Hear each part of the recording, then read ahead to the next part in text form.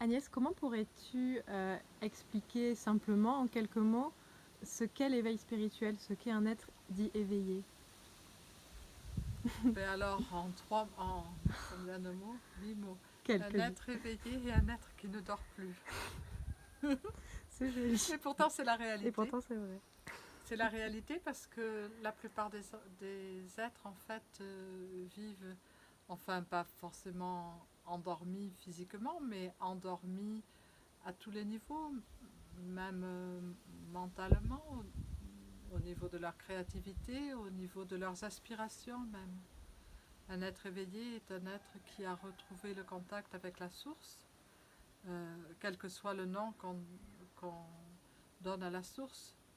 Vous vous souvenez la chanson de Jacques Brel que j'aime bien citer chaque fois. L'amoureux l'appelle l'amour, le mendiant la charité, le soleil l'appelle le jour, et le brave homme la bonté.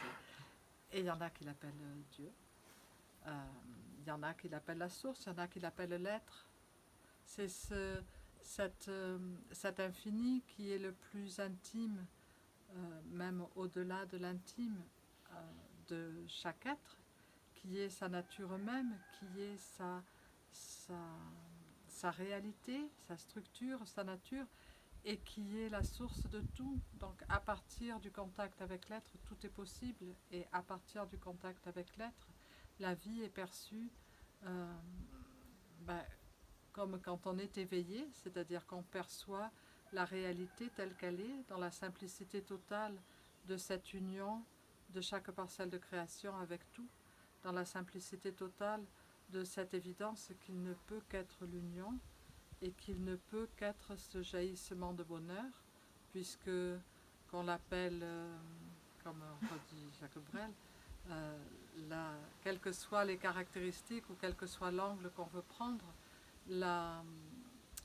la persistance, si on peut dire, c'est la joie, l'infini de la joie.